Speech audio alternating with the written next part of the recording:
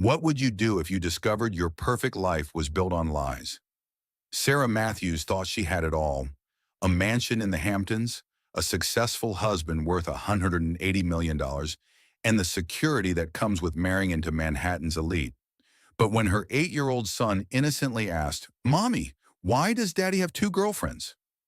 her world shattered like crystal on marble. This isn't just another story about infidelity.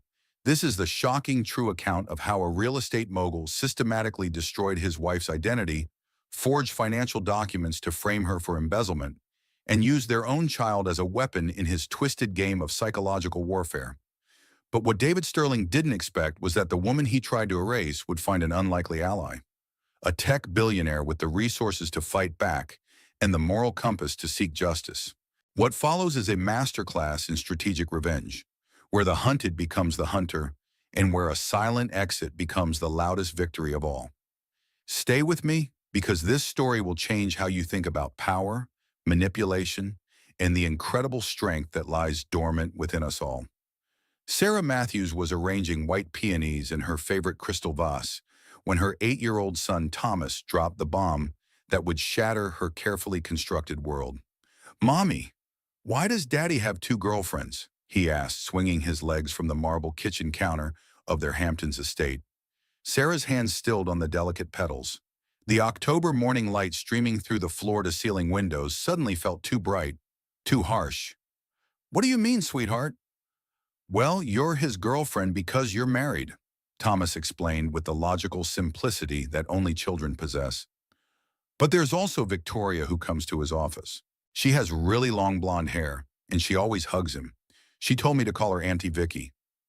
The crystal vase slipped from Sarah's fingers, shattering against the Italian marble with a sound that seemed to echo through the cavernous kitchen. Water and flower stems scattered across the floor like the fragments of her marriage.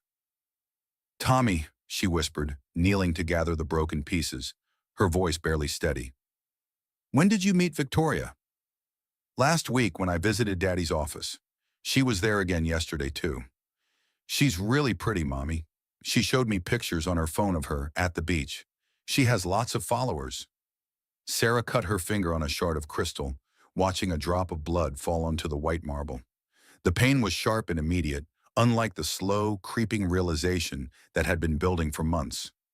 David's late nights, his sudden interest in the gym, his new cologne, the way he'd started keeping his phone face down. She had been married to David Sterling for 10 years. He was a real estate mogul worth $180 million, a man who owned half of Manhattan's luxury high-rises. She had met him when she was a 25-year-old investment banker, sharp and ambitious. Now at 35, she felt like a ghost haunting her own life. "Don't tell Daddy we talked about this, okay?" Sarah said, forcing a smile as she bandaged her finger. "It's our secret." Thomas nodded solemnly, already distracted by his iPad. But Sarah's mind was racing. Victoria, a blonde with lots of followers. It had to be Victoria Hayes, the lifestyle influencer she'd seen commenting on David's business posts on Instagram. 28 years old with 2 million followers and a smile that could sell anything. That evening, David came home at 11:30, claiming he'd been in meetings. Sarah watched him from the top of the marble staircase as he set his keys on the entry table. His hair was slightly mussed, his tie loosened. There was a lightness in his step she hadn't seen in years. "How was your day?" she asked, descending the stairs in her silk nightgown. David looked up, and for just a moment, she saw something flicker across his face. Guilt? Annoyance? Long meetings with investors. You know how it is. But she didn't know how it was anymore. She hadn't worked since Thomas was born. David had convinced her that their son needed her at home, that his income was more than enough. Gradually, she'd lost touch with her former colleagues, her confidence, her sense of self. "David," she said, her heart hammering, "we need to talk." He was already heading toward his study. "Can it wait? I have calls to make." "It's 11:30 at night." "Hong Kong is just waking up, Sarah. Some of us have to work." The dismissal was casual, practiced. How many times had he brushed her off this way? How many times had she accepted it? "I know about Victoria," she said quietly. David froze with his hand on the study door. When he turned around, his face had transformed. Gone was any pretense of affection or even basic kindness. His eyes were cold, calculating. What exactly do you think you know? The way he said it, the complete lack of denial or surprise, told her everything. This wasn't a recent development. This was established, comfortable, ongoing. Thomas told me about her, about visiting your office, about calling her Auntie Vicky. David's laugh was sharp and cruel. You're going to listen to an 8-year-old's imagination? That's pathetic even for you, Sarah. But she could see it in his eyes. The truth, the contempt, the complete lack of remorse. How long, she whispered. Does it matter? It matters to me. David stepped closer, and she could smell unfamiliar perfume on his shirt. 2 years, he said, his voice soft but merciless. And before you get any ideas about playing the wrong wife, let me remind you of a few things. This house, your credit cards, your comfortable little life, all of it exists because I allow it. You have no income, no assets in your name, and no leverage. You're completely dependent on me. Sarah felt the walls of the foyer closing in. The marble beneath her bare feet felt like ice. Thomas needs stability, David continued.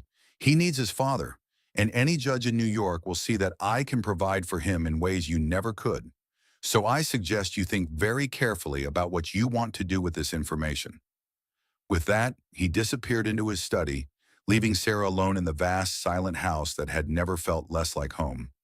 She stood there for a long time, staring at the closed door, feeling the weight of her powerlessness settle around her like a shroud. She was trapped in a marriage to a man who despised her, and she had no idea how to escape. The next morning, Sarah woke to the sound of David making coffee in the kitchen, humming softly.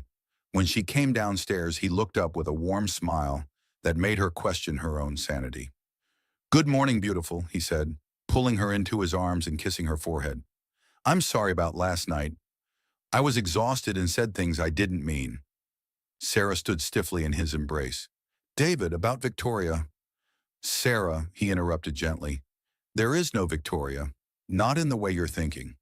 Yes, I work with influencers on marketing campaigns. Yes, some of them are young and attractive, but that's business. You know how important image is in real estate." His voice was so reasonable, so patient, that Sarah felt her certainty wavering. This was the David she'd fallen in love with. Confident, successful, but tender with her. But Thomas said, "Thomas is 8 years old. He probably misunderstood a business meeting. You know how kids are." David cupped her face in his hands. "Sarah, I love you. I love our family. Why would I risk everything we've built for some Instagram girl?" For a moment, Sarah wanted to believe him. It would be so much easier to believe him, to go back to her comfortable denial, her carefully scheduled life of charity luncheons and tennis lessons. "Maybe we should go to counseling," she said tentatively.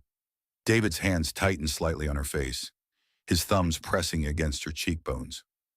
"Of course, if that would make you feel better. Though I have to say, I'm a little concerned about your state of mind lately. You've seemed paranoid, anxious. Maybe you should see someone alone first." There it was, the subtle shift. Suddenly she was the problem. She was paranoid. She was anxious. She was the one who needed help. "I'm not crazy, David. I never said you were. I'm worried about you. The isolation, staying home all day, it's not healthy. Maybe you need to get back to work, have something of your own." But they both knew that was impossible. Her finance skills were a decade out of date. Her professional network had withered. David had made sure of that, encouraging her to decline invitations, to skip networking events, to focus on being a perfect wife and mother. Over the following weeks, David was the model husband.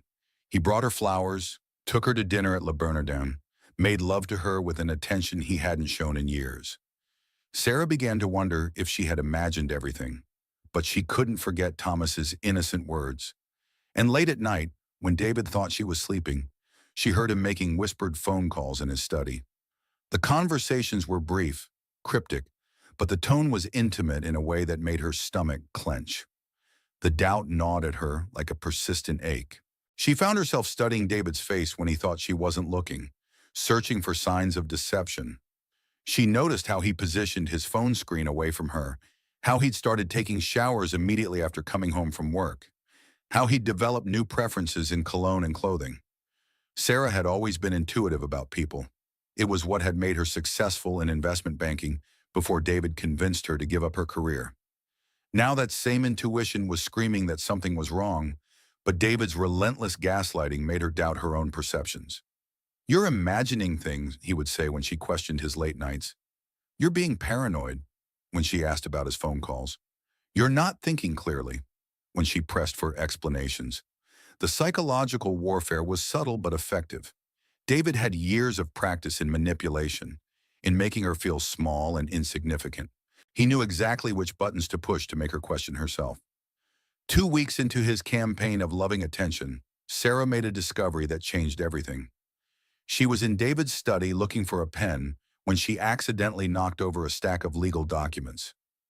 Hidden beneath them was a small black phone she'd never seen before. Her hands shaking, she powered it on.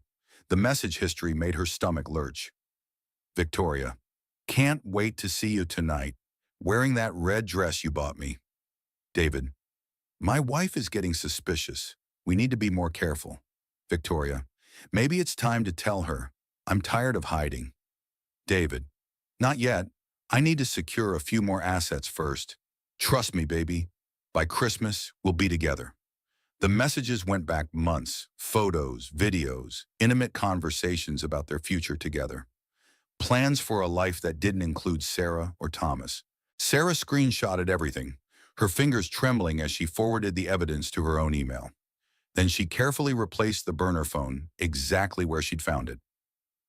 That night, David came home with champagne and tickets to see Hamilton on Broadway. "I thought we could have a date night," he said, kissing her neck. "Just like old times." Sarah looked at his handsome face, his practiced smile, and felt a cold clarity settle over her. He wasn't just cheating. He was planning, calculating, moving pieces on a chessboard where she was nothing more than a pawn to be discarded when convenient. "That sounds wonderful," she said, matching his smile with one of her own. But inside, Sarah was already planning her own game. She might be trapped, but she wasn't helpless, and she was done being David Sterling's victim. The war for her life was about to begin. Sarah knew she needed help, but she also knew she had to be careful. David had connections throughout New York's legal and financial community. One wrong move and she could find herself completely isolated, her credibility destroyed before she even began to fight back. Jenny Collins had been her roommate at Columbia and maid of honor at her wedding. More importantly, Jenny had become one of Manhattan's most feared divorce attorneys. If anyone could help Sarah navigate this treacherous territory, it was Jenny. They met at a small cafe in Brooklyn, far from the Upper East Side circles where Sarah might be recognized. The October afternoon was crisp, and Sarah pulled her coat tighter as she waited for Jenny to arrive. "You look terrible," Jenny said by way of greeting, sliding into the booth across from Sarah. But then again, dealing with David Sterling would make anyone look like hell. Sarah managed a weak smile. "You always were direct." "It served me well in divorce court." Jenny's expression grew serious as Sarah showed her the screenshots from the burner phone. "I always knew David was a snake, but this is worse than I thought. He's been planning this for a while." Jenny studied the messages with the clinical precision that had made her reputation. "Look at this," she pointed to one exchange. "He's talking about moving assets offshore. Sarah, he's not just planning to leave you. He's planning to hide his money so you can't touch it in the divorce." Sarah's blood ran cold. "Can he do that?" "Not legally, but David has expensive lawyers and offshore connections. If he gets ahead of this, he could make your life very difficult." Jenny leaned forward. "We need to move fast. File first, freeze assets, establish your case before he knows what hit him." Over the next 2 weeks, Jenny worked quietly to build Sarah's case. They documented David's assets, gathered evidence of his affair, and prepared for war. Sarah played the perfect wife, attending David's business dinners and charity galas, smiling and nodding while her husband's hand rested possessively on her back. The irony wasn't lost on her. She'd spent 10 years learning to be invisible in her own marriage. Now that invisibility was her greatest weapon, but David was smarter than they'd anticipated. Sarah came home from lunch with Jenny to find David waiting in the living room with 2 men in expensive suits, his lawyer and someone she didn't recognize. Sarah, David said, his voice calm but his eyes like ice. We need to talk. She knew immediately that something had gone wrong. David's posture was too confident, too relaxed for a man who was about to be blindsided by divorce papers. I've just learned something very interesting, David continued. It seems you've been having lunch with Jenny Collins. Jenny Collins, who specializes in high-asset divorces? That's curious, don't you think? Sarah's mouth went dry. Someone had been watching her. Someone had reported back to David. I can explain. I'm sure you can. But first, let me explain something to you. David nodded to one of the men, who opened a briefcase and pulled out a thick folder. I've had my own investigators looking into our finances. Did you know that there are irregularities in the household accounts? Missing money, transfers to accounts I didn't authorize. Sarah stared at him in confusion. What are you talking about? $50,000 transferred to an offshore account, using forged signatures. David's smile was predatory. Now, I know you didn't actually steal this money, Sarah, but I have documentation that suggests you did. Documentation that would be very difficult to disprove in court. The man from the briefcase handed her a stack of papers. Bank statements, transfer orders, signatures that looked like hers but weren't quite right. You forged these, Sarah whispered. Can you prove that? Can you prove that a woman facing divorce wouldn't try to hide assets? Especially a woman with no income of her own, looking at a very uncertain future? Sarah felt the walls closing in. This was why David had been so attentive recently. Not because he felt guilty, but because he was buying time to set his trap. Here's what's going to happen, David said, standing up. You're going to stop talking to divorce attorneys. You're going to be a good wife and mother. And when the time comes, you're going to agree to a very reasonable settlement that allows Thomas to stay with his father, where he belongs. And if I don't, David's smile turned arctic, then you'll find yourself facing criminal charges for embezzlement. You'll lose Thomas completely, and you'll discover just how alone you really are in this world. After the men left, Sarah sat in her living room, staring at the forged documents. David had been 3 steps ahead the entire time. He'd known about Jenny, probably known about everything. She was trapped in a marriage to a man who was systematically destroying her life, and she had no idea how to fight back. Sarah picked up her phone to call Jenny, only to discover that her cell service had been cut off. When she tried the landline, there was no dial tone. David had isolated her completely. That evening, he came home whistling, as if nothing had happened. I've made dinner reservations at Le Bernardin, he announced. I thought we should celebrate. Celebrate what? Our renewed commitment to each other, to our family. His smile was sharp enough to cut glass. We're going to be very happy together, Sarah. You'll see. The restaurant was David's favorite, a place where he was known and fawned over. The maitre d' seated them at the best table, the one with a view of the entire dining room. David ordered champagne in the tasting menu, playing the role of devoted husband with practiced ease. You look beautiful tonight, he said, reaching across the table to take her hand. His grip was firm, possessive. I'm sorry we've been having problems. Marriage is work, isn't it? But I think we're stronger now. Sarah nodded, playing her part. Around them, other diners smiled at the attractive couple celebrating their love. If only they knew the truth. Halfway through dinner, David's phone buzzed. He glanced at it and his smile widened. Excuse me for just a moment, he said, standing up. Business call. Sarah watched him step onto the restaurant's terrace, his phone pressed to his ear. Through the glass, she could see him laughing, gesturing animatedly. When he returned, he was practically glowing. Good news, she asked. The best. That new development in Soho just got final approval. We're about to make a fortune. He raised his champagne glass. To success. But as Sarah lifted her glass, she noticed David's expression change. His smile faded as he looked at something behind her. Well, he said softly. Look who's here. Sarah turned to see Victoria Hayes being seated at a table across the restaurant. She was stunning in a way that made Sarah feel ancient, wearing a red dress that hugged every curve. Her blonde hair caught the light like spun gold, and every man in the restaurant was stealing glances at her. What a coincidence, David murmured, but there was tension in his voice now. Should we go say hello? Before Sarah could respond, Victoria looked up and saw them. Her face lit up with what appeared to be genuine surprise and delight. She waved, a gesture so natural and friendly that Sarah almost waved back. David! Sarah! Victoria called out, approaching their table with the confidence of someone accustomed to being the center of attention. What a lovely surprise! Up close, Victoria was even more beautiful. Her skin was flawless, her makeup perfectly applied, her smile warm and engaging. She looked like everything Sarah used to be before marriage and motherhood wore her down. Victoria, David said, standing to give her a kiss on both cheeks. You look absolutely stunning.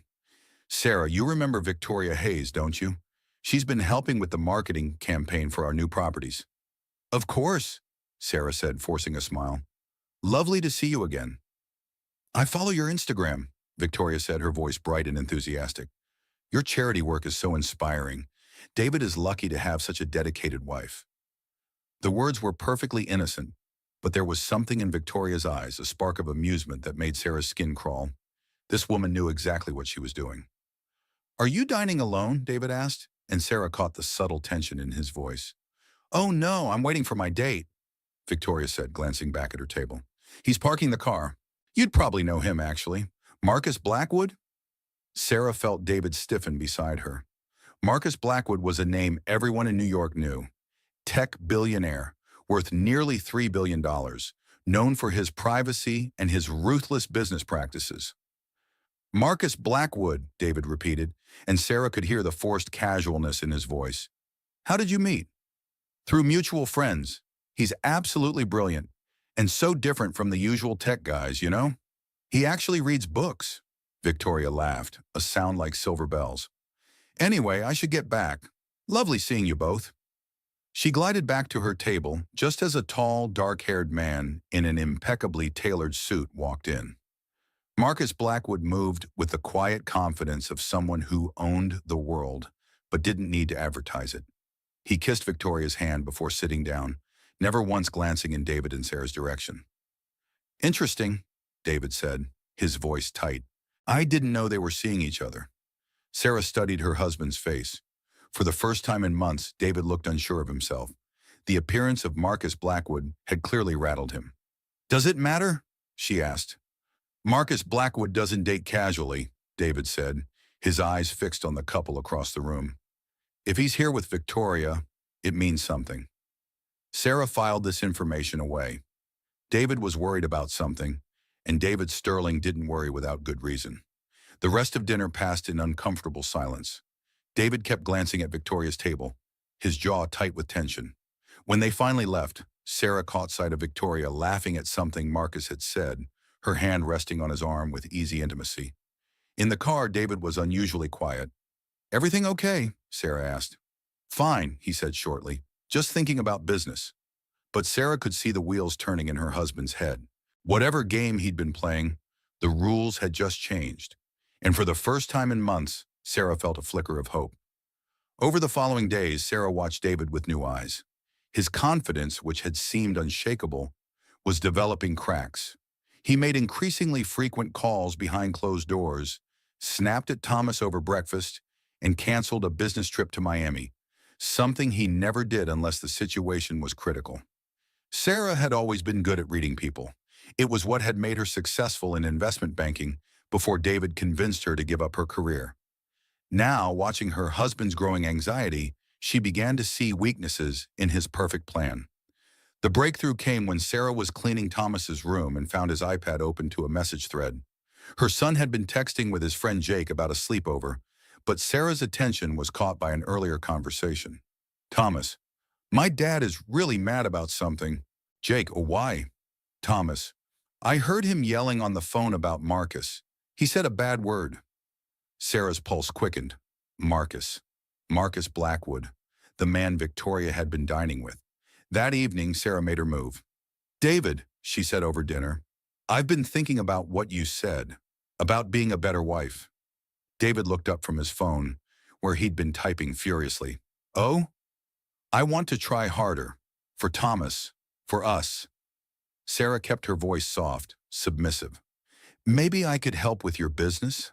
I used to be good with numbers. For a moment, David's face softened. This was the Sarah he remembered, the compliant woman who deferred to his judgment. That's sweet, but you wouldn't understand the complexities. I could learn. I could start small. Maybe just reviewing some of the marketing materials? Sarah paused, then added casually, I thought Victoria's work was very impressive. David's expression shifted almost imperceptibly. Victoria's fine, though her situation has become more complicated recently. Oh? David set down his phone, studying Sarah's face. She's gotten involved with someone who could complicate things. Marcus Blackwood. Sarah widened her eyes in what she hoped looked like innocent curiosity. The tech billionaire? That's exciting for her. It's problematic, David said sharply. Marcus has a reputation for being very protective of the people in his life. He doesn't like competition. The words hung in the air between them. Sarah felt pieces of a puzzle clicking into place. David wasn't just worried about losing Victoria to another man. He was worried about Marcus Blackwood discovering their affair. I'm sure it won't affect your business relationship, Sarah said carefully. No, David agreed, but his voice was strained. Of course not. That night, after David fell asleep, Sarah crept down to his study. She needed to understand what had her husband so rattled. The burner phone was still hidden behind the legal documents, but when she powered it on, she found that the message thread with Victoria had been deleted. Instead, there was a new contact. MB Investigation Services. Sarah's hands trembled as she read the exchange. David, I need you to find out everything about Marcus Blackwood's relationship with Victoria Hayes. How serious it is, how much he knows about her past relationships. MB Investigation. This is dangerous territory, Mr. Sterling. Blackwood has resources that most people can't imagine. Are you sure you want to poke this bear? David, just do the job I'm paying you for. MB Investigation. Your funeral. Report will be ready tomorrow. Sarah quickly screenshotted the conversation and forwarded it to her own email before deleting the evidence from her sent folder. Then she carefully replaced the phone and crept back to bed. Lying next to her sleeping husband, Sarah's mind raced. David was investigating Marcus Blackwood, which meant he saw the billionaire as a threat. But why? What could Marcus possibly know that would worry David so much? The answer came to her as she remembered Victoria's words at the restaurant. He's so different from the usual tech guys. He actually reads books. Marcus Blackwood wasn't just Victoria's new boyfriend. He was smart, wealthy, and powerful enough to pose a real threat to David's carefully constructed plans. If Marcus discovered David's affair with Victoria, if he learned about David's manipulation and financial maneuvering, for the first time in weeks, Sarah felt something she'd almost forgotten. Hope. She might not be able to fight David alone, but she was beginning to suspect she wasn't as alone as she'd thought. The next morning brought confirmation that David's world was shifting beneath his feet. Sarah was having coffee on the terrace when Thomas came running from the house, excited about something he'd seen on his iPad. Mommy, look, it's Uncle Marcus. Sarah nearly choked on her coffee.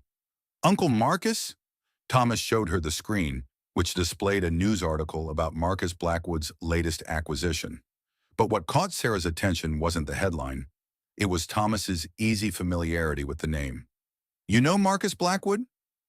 He's not really my uncle, Thomas said with 8-year-old logic. But he told me to call him that. He's really nice. He taught me about computers. Sarah's heart stopped. When did you meet him, honey?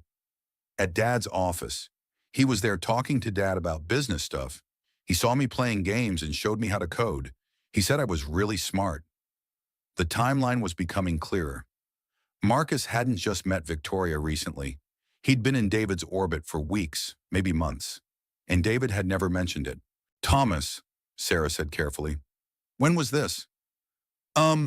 Maybe a month ago. Dad was really happy that day. He kept saying Uncle Marcus was going to make us all rich. Sarah's blood ran cold. A month ago was right around the time David had started his campaign to isolate her, right before he'd revealed the forged financial documents. Whatever deal David had been pursuing with Marcus, it had fallen apart. And now Marcus was dating Victoria. That afternoon, while David was at the office, Sarah made a decision that would have seemed impossible weeks earlier. She found Marcus Blackwood's office address and took a taxi into Manhattan. The decision felt reckless and terrifying, but Sarah was running out of options. David had systematically cut off every avenue of escape, every potential ally. But maybe, just maybe, Marcus Blackwood represented a chance she couldn't afford to ignore. As the taxi pulled up to the sleek glass tower that housed Blackwood Industries, Sarah took a deep breath and prepared to bet everything on a stranger who might be her only hope for freedom. Blackwood Industries occupied the top 15 floors of a sleek glass tower in Midtown.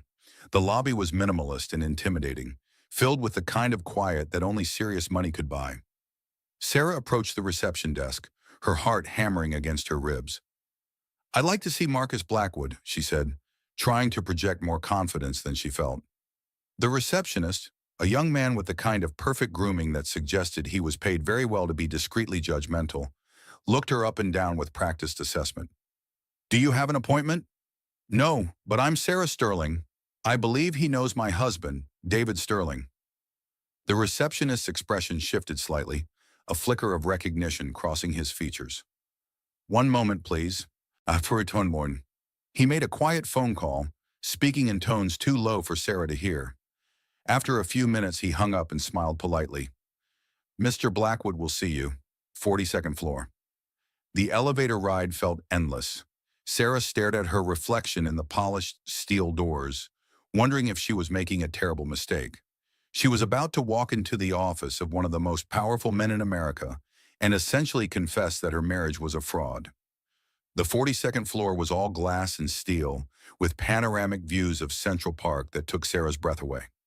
Marcus Blackwood's assistant, a woman who looked like she could run a small country in her spare time, led Sarah through a series of corridors to a corner office that was somehow both imposing and welcoming. Marcus Blackwood rose from behind his desk as she entered.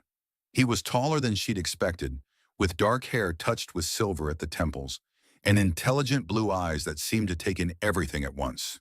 His suit was perfectly tailored, but he wore it with the ease of someone who was comfortable in his own skin. "Mrs. Sterling," he said, extending his hand. "This is unexpected." "Thank you for seeing me," Sarah said, accepting the handshake. His grip was firm but not crushing, confident but not aggressive. "Please sit." He gestured to a pair of leather chairs arranged around a coffee table. "Can I offer you anything? Water? Coffee?" "I'm fine, thank you." Sarah sat down, acutely aware that her simple dress and nervous energy were completely out of place in this temple of power and success. Marcus took the chair across from her, his posture relaxed but alert. "I have to admit, I'm curious about this visit. Your husband and I have some business history, but it's been a while since we've spoken." Sarah took a deep breath.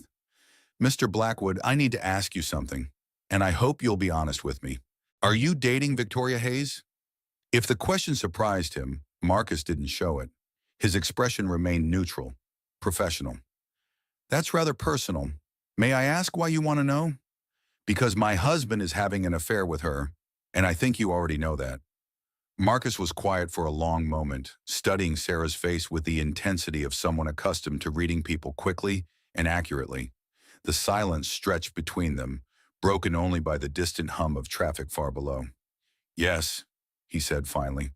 "I know about David's relationship with Victoria." Sarah felt a mixture of relief and terror wash over her. "How long have you known?" "Long enough." Marcus leaned forward slightly, his blue eyes never leaving her face. "Sarah, may I call you Sarah? I think we need to have a very frank conversation. But first I need to know, what do you want from this meeting?" Sarah looked out at the Manhattan skyline, at the city that had once felt like home, but now felt like a beautiful prison. When she spoke, her voice was steady despite the tremor in her hands. "I want my life back. I want my son to be safe. And I want David to pay for what he's done." Marcus smiled, and for the first time since entering his office, Sarah saw something in his eyes that looked like approval. "Then I think we can help each other." Marcus poured himself a glass of water from a crystal pitcher on the coffee table, his movements deliberate and calm. Sarah had the distinct impression that very little surprised this man. "Your husband approached me 6 months ago with a proposal," Marcus began, "a real estate development project that would have required significant investment from my company. The numbers looked good initially." Sarah nodded, remembering David's excitement about a mysterious new deal that was going to change everything. "During our due diligence process, my team discovered some irregularities in David's financial statements. Nothing criminal, necessarily, but enough to make us cautious. We decided to pass on the investment. That must have upset him considerably. David Sterling is a man accustomed to getting what he wants. Marcus's expression darkened. What concerned me more was his reaction to our withdrawal. He became obsessed with changing our minds, with finding leverage to force our participation. Sarah felt a chill run down her spine. What kind of leverage? He had his people investigate my personal life, my business relationships, my family. It was extensive and invasive. Marcus set down his glass, his jaw tightening slightly. That's when Victoria contacted me. Victoria contacted you. She came to me 3 weeks ago. Apparently, David had been pressuring her to gather information about me. Personal information. Details about my relationships, my habits, anything that could be used against me. Sarah stared at him in confusion. The timeline didn't make sense. But I thought you two were dating. Marcus's smile was rueful. We are now. But our first meeting was purely transactional. Victoria was scared, Sarah. David had been making threats about what would happen to her career if she didn't cooperate. She was looking for protection. The pieces were falling into place, creating a picture that made Sarah feel sick. David hadn't just been cheating. He'd been using Victoria as a weapon against Marcus, trying to manipulate both of them for his own gain. She's working with you against David? Victoria made her choice when she realized what kind of man she'd gotten involved with. She's been documenting her conversations with David, recording his threats and demands. She has evidence that would destroy him. Sarah felt a surge of hope mixed with disbelief. Why would she help me? I'm the wife he's cheating on. Because Victoria isn't a monster, despite what you might think. She was manipulated too. David told her you were separated, that the divorce was amicable, that you were fine with their relationship. She didn't learn the truth until recently. Marcus stood and walked to his desk, returning with a manila folder thick with documents. Victoria wanted you to see this. Inside the folder were printed emails between David and Victoria, dating back nearly a year. As Sarah read them, her anger grew with each page. David had painted himself as a victim of a cold, distant marriage. He'd claimed Sarah was mentally unstable, possibly dangerous. He'd suggested that Thomas would be better off without her. Most damning of all were David's own words about his plans for their marriage. Sarah has been useful, but she's becoming a liability. Once I secure a few more assets and establish custody arrangements, I'll be free to start over. The prenup will limit her settlement, and the evidence I've gathered about her mental state will ensure I keep Thomas. Sarah's hands were shaking by the time she finished reading. David hadn't just been planning to leave her. He'd been systematically destroying her reputation and credibility to ensure she'd have nothing when he was done with her. There's more, Marcus said gently. Victoria recorded some of their recent conversations. Would you like to hear them? Sarah nodded, not trusting her voice. Marcus pulled out his phone and played a recording. David's voice filled the office, clear and unmistakable. The beauty of it is that Sarah has no idea what's coming. She's so isolated now, so dependent on me, that she'll accept whatever terms I offer. And if she doesn't, I have enough evidence of her instability to destroy her in court. Thomas will stay with me, where he belongs. Hey, Victoria's voice responded, sounding uncertain. David, this seems cruel. Maybe we should just be honest with her. David laughed, a sound that made Sarah's skin crawl. Honest? Victoria, Sarah's a weak woman who's never had to fight for anything in her life. She doesn't deserve honesty. She deserves exactly what she's going to get. Nothing. Marcus turned off the recording. Sarah was crying, tears of rage and heartbreak streaming down her face. The man she'd loved and trusted for 10 years had been planning her destruction with the casual cruelty of someone swatting a fly. I'm sorry, Marcus said softly. I know this is painful. He's been planning this for a year, Sarah whispered. Everything. The isolation, the financial manipulation, even Thomas calling Victoria auntie. It was all part of his plan. Yes, but Sarah, you need to understand something important. David made a crucial mistake. Sarah looked up at him through her tears, desperate for any ray of hope in the darkness that had become her life. He underestimated you, and he completely misunderstood the kind of man I am. Marcus's voice was quiet but steel hard. I don't like bullies. I especially don't like men who hurt women and children. And I have resources that David Sterling can't even imagine. For the first time in months, Sarah felt something she'd forgotten existed. The possibility of fighting back and winning. "What do we do?" she asked. Marcus smiled, and it was the smile of a predator who'd finally cornered his prey. "We destroy him." Over the next 2 weeks, Sarah lived a double life more complex than any spy thriller. By day, she played the part of the submissive wife, attending charity luncheons and school events with Thomas, smiling and nodding at conversations about vacation homes and private school applications. By night, she worked with Marcus and Victoria to build a case that would end David's reign of manipulation forever. The plan was elegant in its simplicity. They would let David make the first move, filing for divorce on his own terms, confident in his ability to control the narrative. Then they would systematically dismantle every lie he'd built their marriage on, using his own words and actions against him. Victoria had provided the most damaging evidence. Not just the recordings, but financial documents David had shared with her, showing how he'd been hiding assets in offshore accounts for months. He'd been so confident in his control over both women that he'd never imagined they might compare notes. "He gave me access to his private email account," Victoria explained during one of their clandestine meetings at Marcus's office. "He wanted me to help him research potential investment properties in the Caribbean. I downloaded everything before I came to you." Sarah studied the printouts with the eye of someone who'd once made her living analyzing financial statements. The pattern was clear and damning. David had been systematically moving money out of their joint accounts and into shell companies, preparing for a divorce where he could claim poverty while hiding millions. Marcus had contributed something even more valuable: leverage. His investigation team had uncovered irregularities in David's business practices that went far beyond simple tax avoidance. David had been inflating property values for loans, then using shell companies to move the money offshore. It was sophisticated, but not sophisticated enough to fool investigators with unlimited resources.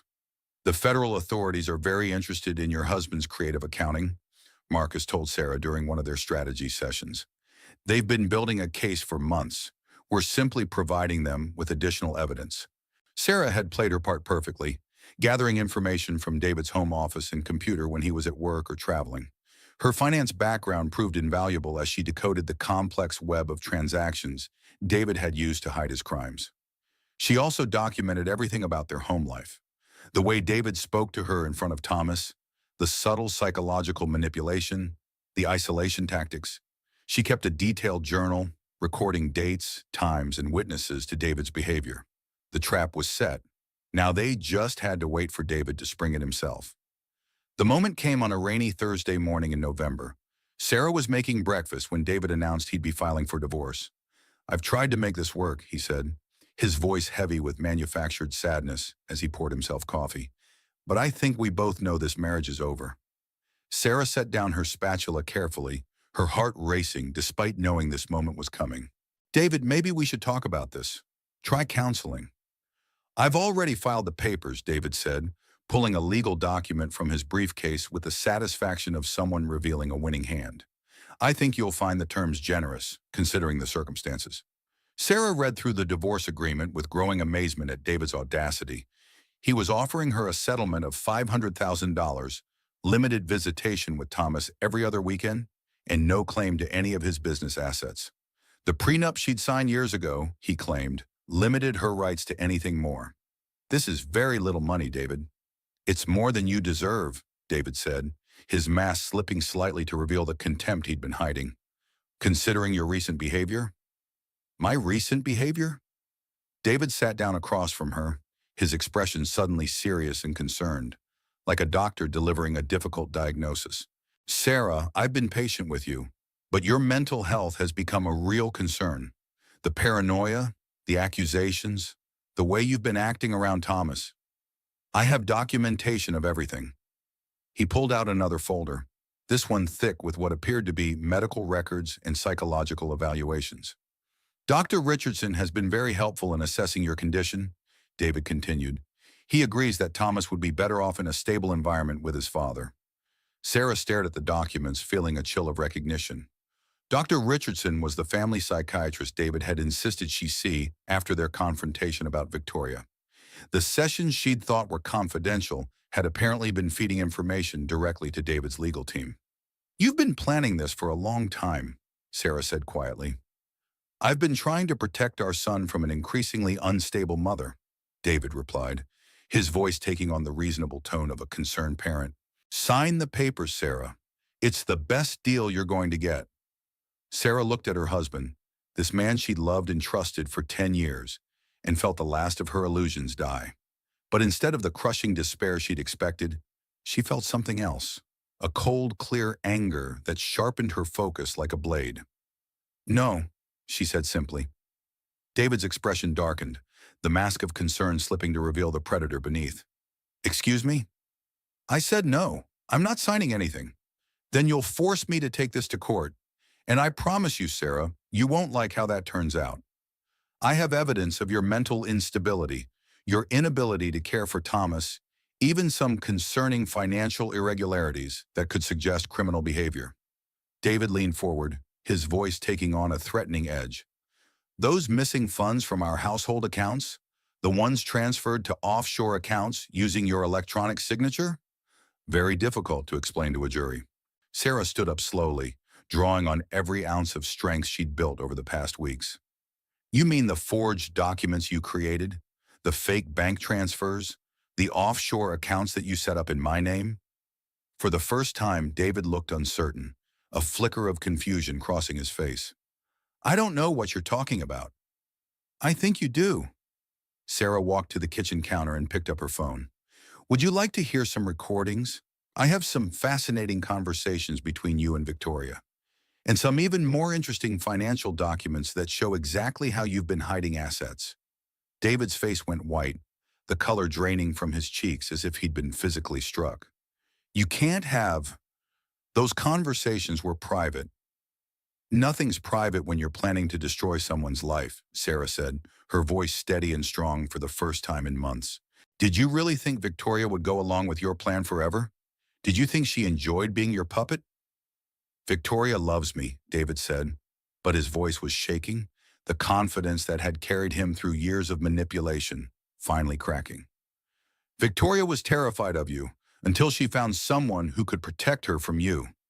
David stared at her in growing horror as the pieces fell into place. Marcus Blackwood. Marcus has been very helpful. Did you know that federal investigators have been watching your business practices for months?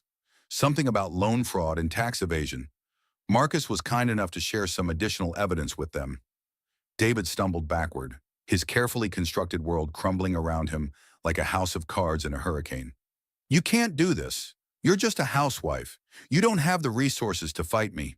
Sarah smiled, and it was the most genuine smile she'd felt in years. You're right. I don't have the resources to fight you, but I have something better. I have the truth, and I have friends who value truth more than power. The doorbell rang, its sound cutting through the tension like a knife. Through the window, Sarah could see two FBI agents standing on their front steps, their badges clearly visible. It looks like your past has caught up with you, David. As her husband was led away in handcuffs, his expensive suit wrinkled and his face pale with shock, Sarah felt something she hadn't experienced in years, the intoxicating rush of victory earned through courage rather than given through charity. The war for her life was finally over, and she had won. The legal proceedings that followed David's arrest moved with surprising speed. Federal prosecutors had been building their case against him for months, and the evidence Sarah and Victoria provided was the final piece of a complex puzzle. Within 6 weeks, David Sterling was facing multiple federal charges for bank fraud, tax evasion, and money laundering. Sarah found herself thrust into the center of a media storm she'd never anticipated. The fall of a prominent Manhattan real estate developer was front-page news, and the revelation that his own wife had helped bring him down made the story irresistible to tabloids and legitimate news outlets alike. Brave wife exposes husband's million-dollar fraud, read the headline in the New York Post. The Wall Street Journal took a more measured approach. Sterling real estate empire crumbles under federal investigation. Through it all, Marcus proved to be exactly the ally Sarah needed. His lawyers handled the media requests, his security team ensured her and Thomas's safety, and his unwavering support gave her the strength to face what felt like an endless series of depositions, interviews, and court appearances. You're stronger than you know, Marcus told her one evening as they sat in his penthouse apartment, looking out over Central Park. Thomas was asleep in the guest room, exhausted from a day at the Natural History Museum. I don't feel strong, Sarah admitted. I feel like I'm barely holding it together. That's what strength looks like sometimes. Not the absence of fear, but the decision to keep going despite it. The divorce proceedings were less dramatic but equally satisfying. With David's assets frozen and his credibility destroyed, Sarah's lawyer, Jenny Collins, had been able to negotiate a settlement that would ensure financial security for both Sarah and Thomas for the rest of their lives. David's trying to claim he's indigent, Jenny reported with obvious satisfaction. His lawyer actually argued that he can't afford spousal support because all his money is tied up in federal seizure proceedings. The judge was not amused. More importantly, Sarah had been granted full custody of Thomas. David's rights had been suspended pending the outcome of his criminal trial, and given the mountain of evidence against him, it seemed unlikely he'd be in a position to challenge that arrangement anytime soon. Thomas had handled the upheaval better than anyone expected. At 8 years old, he was resilient in the way that only children could be, adapting to their new life with Marcus with the easy acceptance of someone too young to understand the full complexity of what had happened. "Is Uncle Marcus going to be my new dad?" he asked one morning over breakfast in Marcus's kitchen, a space that was somehow both grand and comfortable. Sarah exchanged a glance with Marcus, who was reading the financial section of the Times while Thomas worked on a coding project on his laptop. "Uncle Marcus and I are good friends," Sarah said carefully. "Very good friends. But you'll always have just one dad, even if he's not around right now." "That's okay," Thomas said with 8-year-old pragmatism. "I like Uncle Marcus better anyway. He teaches me cool stuff." Marcus looked up from his newspaper, his expression soft. "I like teaching you cool stuff, buddy. Want to work on that robot project after school today?" As winter turned to spring, Sarah's new life began to take real shape. She'd enrolled in an executive MBA program at Columbia, determined to rebuild the career she'd abandoned years earlier. Marcus had offered her a position at his foundation, but Sarah wanted to earn her place rather than simply be given one. "I need to know I can stand on my own," she explained to him one evening as they walked through Central Park, Thomas running ahead to chase squirrels. "You've already proven that," Marcus said, "but I understand. Independence isn't just about capability, it's about confidence." Their relationship had evolved slowly, carefully. Both of them were wary of moving too fast, too aware of the chaos that had brought them together. But there was something solid building between them, something based on mutual respect and genuine affection, rather than need or convenience. "I never thought I'd trust anyone again," Sarah admitted one night as they sat on Marcus's terrace, sharing a bottle of wine and watching the city lights twinkle below. "Trust is earned," Marcus said, "and you've earned mine completely." The trial began in June, almost 8 months after David's arrest. Sarah testified for 2 days, detailing the financial manipulation, the psychological abuse, and the systematic campaign to isolate her from any source of help or support. David's lawyer tried to paint her as a vindictive ex-wife seeking revenge, but the evidence was overwhelming. The recordings Victoria had made, the financial documents Sarah had gathered, the testimony of witnesses who'd seen David's behavior over the years, all of it painted a picture of a man who'd used his wealth and position to manipulate and control everyone around him. Victoria testified as well, her quiet dignity on the stand a stark contrast to the vapid influencer persona she'd once projected. She'd used the months since David's arrest to rebuild her life, starting a nonprofit organization to help women escape abusive relationships. "He made me feel like I was nothing without him," Victoria said when asked about David's hold over her. "Like my career, my future, everything depended on making him happy. It took meeting Marcus and Sarah to realize that real strength comes from lifting people up, not tearing them down." The verdict came in August, guilty on all counts. David Sterling was sentenced to 15 years in federal prison and ordered to pay back over $80 million in fraudulently obtained loans and hidden assets.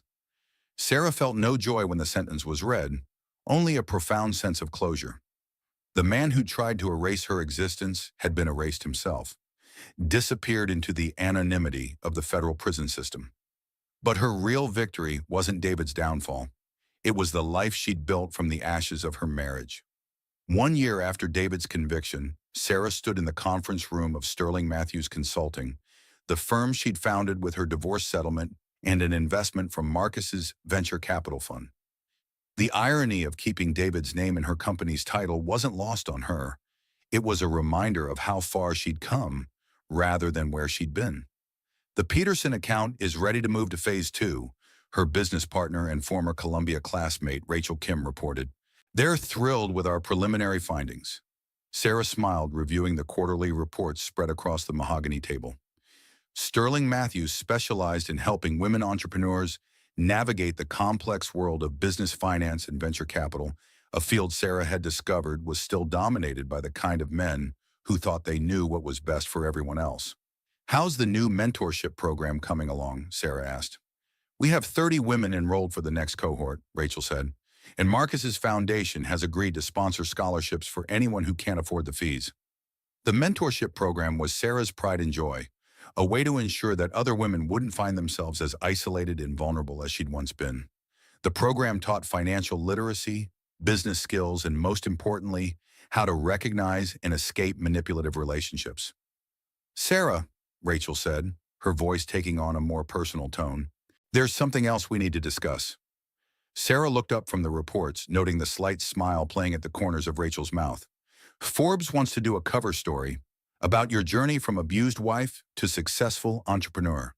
They're calling it the Phoenix of Wall Street." Sarah winced slightly. She'd given several interviews over the past year, but a Forbes cover story would put her in a spotlight she wasn't entirely comfortable with. "I know you're private about this stuff," Rachel continued, "but think about what this could mean for other women. Seeing that it's possible to rebuild, to fight back, to win." Before Sarah could respond, her assistant knocked and entered. "Ms. Matthews, Thomas is here for lunch." Sarah's face lit up as her 10-year-old son bounced into the conference room, his school uniform slightly rumpled, his backpack covered in NASA patches and coding stickers. "Mom, guess what? My app got accepted into the Junior Developer Showcase." Sarah hugged him tightly, marveling at how tall he'd gotten, how confident he'd become. The scared, confused little boy who'd watched his father's arrest had blossomed into a self-assured young man who spoke fluent Python and dreamed of designing video games. "That's amazing, sweetheart. Marcus will be so proud."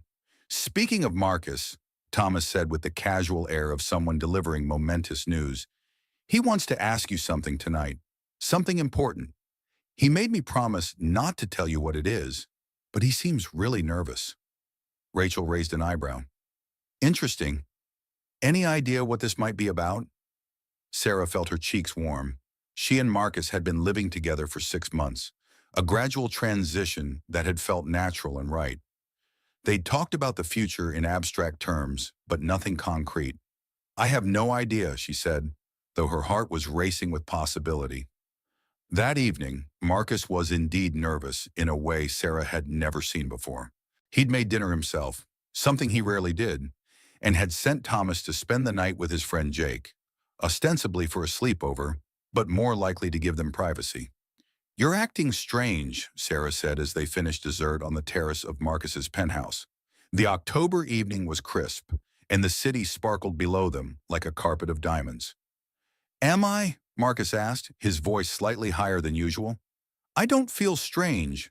Do I seem strange? Because I'm not trying to seem strange." Sarah laughed. "Marcus Blackwood, master of billion-dollar negotiations, is nervous about something. This must be serious." Marcus stood up abruptly, pacing to the edge of the terrace and back. "Sarah, we need to talk." Sarah's heart sank.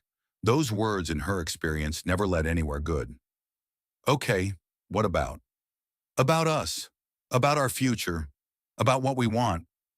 Marcus stopped pacing and turned to face her. "I've been thinking about this for months, and I know it might seem fast, but it doesn't feel fast to me. It feels like we've been building toward this since the day you walked into my office."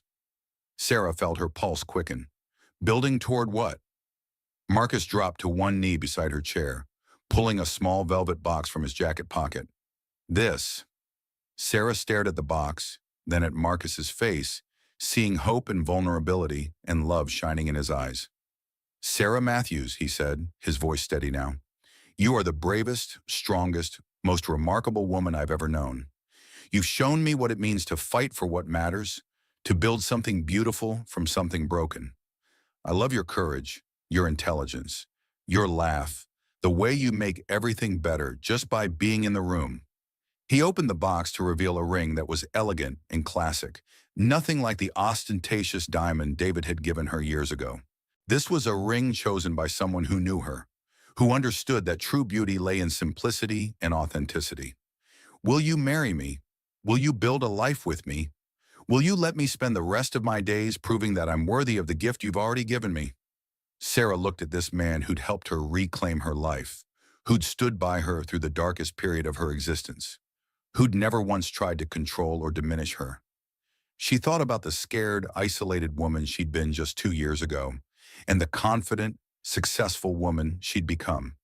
Yes, she said, tears streaming down her face. Yes, absolutely, yes. As Marcus slipped the ring onto her finger, Sarah felt a profound sense of completion. Not because she needed a man to complete her, she'd learned she was whole all by herself, but because she'd found someone who enhanced her life rather than limiting it. Thomas is going to be so excited, she said through her tears. He's been dropping hints for months about wanting to make it official.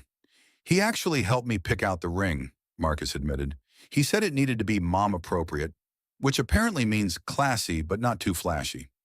Sarah laughed, imagining her 10-year-old son seriously considering engagement rings. He's got good taste. He gets that from his mother. As they sat together on the terrace, planning their future and dreaming about the possibilities ahead, Sarah reflected on the strange turns life could take.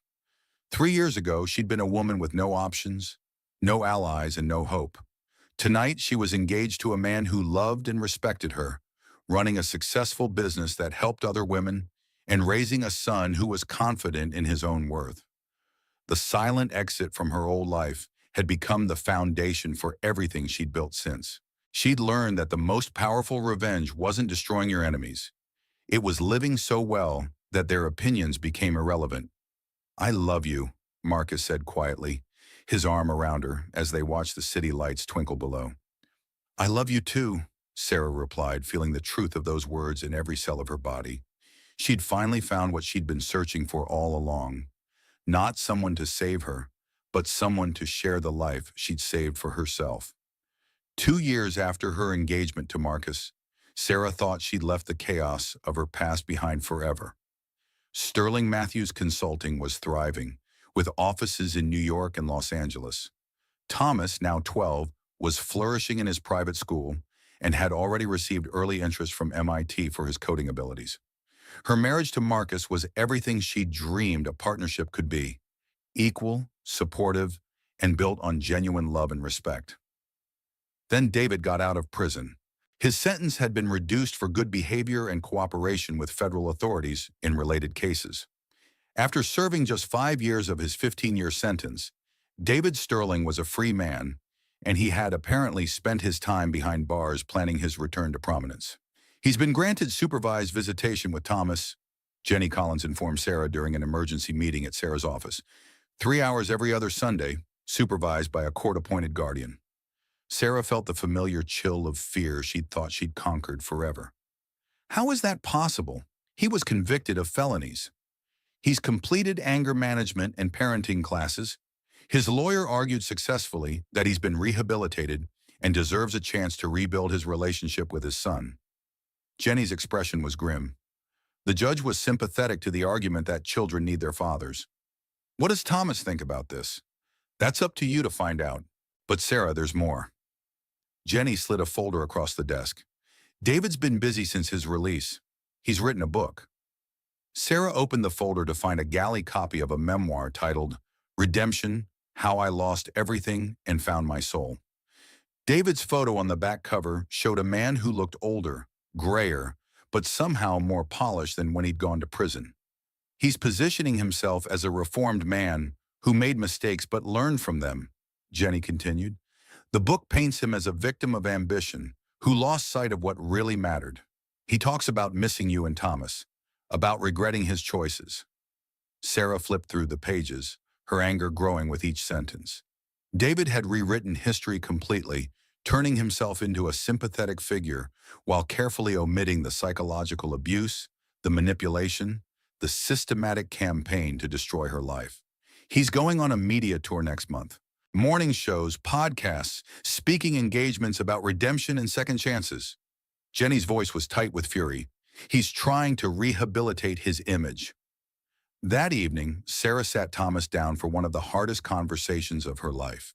They were in the living room of the penthouse she now shared with Marcus, the space that had become their family home, filled with laughter and warmth and the easy comfort of people who genuinely loved each other.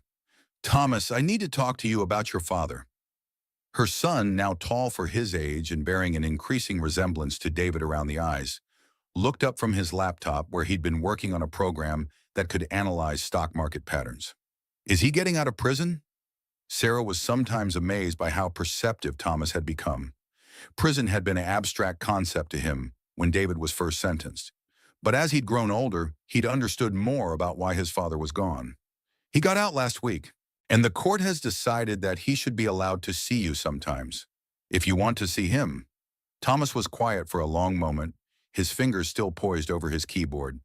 Do you think I should? I think that's entirely up to you, sweetheart. Whatever you decide, Marcus and I will support you completely. What if I don't want to see him? Sarah felt a surge of relief, followed immediately by guilt for feeling relieved. Then you don't have to. You're old enough to have a say in this decision. But what if I do want to see him? Would that hurt your feelings? Sarah pulled her son into a hug, marveling at his emotional intelligence, his concern for others, even when dealing with his own confusion. Thomas, your feelings about your father have nothing to do with my feelings about him. He's your dad, and it's okay if part of you wants to know him. That doesn't make you disloyal to me or Marcus. I think I want to see him, Thomas said quietly, just to see who he is now, to see if he's different. The first visitation was scheduled for the following Sunday at a neutral location, a family services center in Midtown Manhattan. Sarah dropped Thomas off with a mixture of anxiety and determination to let her son make his own choices about this relationship. Marcus was waiting in the car when she came back out, his presence a steady anchor in the storm of emotions she was feeling. How was he? Marcus asked. Nervous, but resolute. He's such a strong kid, Marcus. Stronger than I was at his age. Stronger than I was 5 years ago. He gets that from his mother. They drove to Central Park and walked the Reservoir Loop, a routine they'd developed for dealing with stress and big decisions. The October afternoon was crisp and beautiful, the kind of day that made New York feel like the center of the universe. David's going to try to use Thomas to get back into our lives, Sarah said as they walked. I can feel it. This isn't about rebuilding a relationship with his son. This is about rebuilding his image. Probably, but Thomas is smart, and he knows who's been there for him. Whatever David tries, I don't think it's going to work the way he hopes. Marcus was right, but not in the way either of them expected. Thomas came back from his visitation quiet and thoughtful, but not upset. At dinner, he shared his assessment of his father with the analytical precision of someone much older. He's different, Thomas said, cutting his chicken with careful precision. He talks differently, like he's giving a speech all the time. And he kept asking me questions about you guys, about how much money we have, about whether you're really happy. Sarah exchanged a glance with Marcus. What did you tell him? That you're the happiest I've ever seen you, and that Marcus is the best stepdad I could ask for, even if it's not official yet. Thomas looked up from his plate. Is it weird that I'm not more excited to see him? I thought I would be, but mostly I just felt sorry for him. Why did you feel sorry for him? Marcus asked gently. Because he seemed lonely and kind of desperate, like he was trying really hard to make me like him. But he doesn't really know how. Thomas paused, considering his words carefully. You guys don't try to make me like you. You just do things that make me happy because you want me to be happy. He was doing things because he wanted something from me. Sarah felt a surge of pride in her son's emotional intelligence, his ability to see through manipulation, even from someone who shared his DNA. The visitations continued for several months, but Thomas's enthusiasm for them waned quickly. David's attempts to insert himself back into their lives became increasingly transparent and desperate. He sent expensive gifts that Thomas didn't want, made promises about trips and experiences that never materialized, and asked increasingly inappropriate questions about Sarah and Marcus's relationship and finances. The final straw came when David suggested that Thomas might want to spend part of his summer vacation with him, away from the artificial environment Marcus's wealth had created. He said, "I need to understand what real life is like," Thomas told Sarah after that particular visit. He said, "Living with you guys wasn't preparing me for the real world." That night, Sarah made a decision that would have been impossible for the woman she'd been 5 years earlier. She called David directly. "This ends now," she told him, her voice calm but implacable. "You're using Thomas to try to hurt me, and I won't allow it." "I'm trying to rebuild a relationship with my son," David replied, but she could hear the old arrogance creeping back into his voice. "Something you've made very difficult with your alienation campaign. Thomas is old enough to make his own decisions about you, and he's decided he doesn't want to see you anymore. That's not his decision to make. I have court-ordered visitation rights, which we'll respect if Thomas wants to exercise them. But I'm not going to force a 12-year-old boy to spend time with someone who makes him uncomfortable just because a judge said so 5 years ago." There was a long pause. Then David played his final card, the one Sarah had been expecting. "I'm going to take you back to court, Sarah. I'm going to show them how you've poisoned my son against me, how you've used your new husband's money to create a lifestyle that makes me look inadequate. I'm going to fight for full custody." Sarah felt the old fear try to claw its way back up her throat, but it had no power over her anymore. She wasn't the isolated, dependent woman David had tried to destroy. She was successful in her own right, surrounded by people who loved and supported her, and she'd learned that the best way to deal with bullies was to call their bluff. "Do it," she said simply. "Take me to court. Let's see how that works out for you." The line went quiet. David had expected threats to break her, as they had in the past. He hadn't expected calm acceptance of his challenge. "I will," he said finally, but the confidence was gone from his voice. "I'll be ready," Sarah replied and hung up.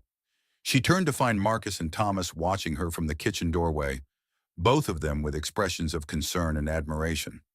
"Is he going to try to take me away?" Thomas asked.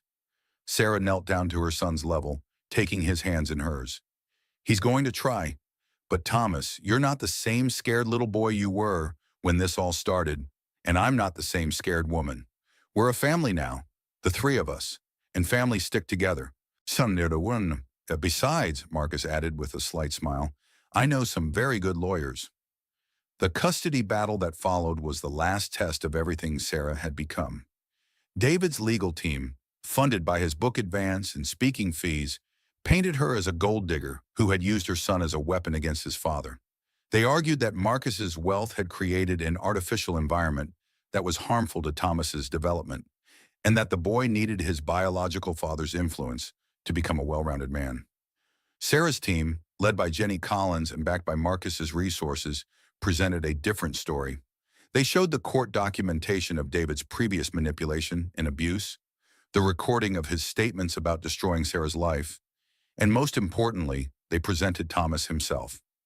At 12 years old, Thomas was old enough for the court to consider his preferences, and he was remarkably articulate about his feelings regarding his father. "I don't hate him," Thomas told the judge during a private interview, "but I don't trust him either. He talks to me like I'm a prop in his life, not like I'm a real person with my own thoughts and feelings. My mom and Marcus talk to me like I matter." The judge, a woman in her 50s who had presided over hundreds of custody cases, was clearly moved by Thomas's maturity and insight. But it was Sarah's testimony that sealed the case. Over 2 days on the witness stand, she detailed not just David's past abuse, but the person she'd become since leaving him. She spoke about her business, her work helping other women, her graduate degree, and the stable, loving home she'd built with Marcus. "Your Honor," she said during her final statement, "I'm not the same woman who was trapped in an abusive marriage 5 years ago. I'm not asking you to keep Thomas away from his father out of spite or revenge. I'm asking you to recognize that my son deserves to live in an environment where he's valued for who he is, not used as a tool to hurt other people." David's own testimony backfired spectacularly. His attempts to portray himself as a reformed man who deserved a second chance were undermined by his obvious bitterness and his continued attempts to manipulate the narrative. When pressed about his past behavior, he became defensive and angry, showing flashes of the controlling personality that had destroyed his first marriage. "The truth is," David said during cross-examination, his composure finally cracking, "Sarah has turned my son against me using another man's money.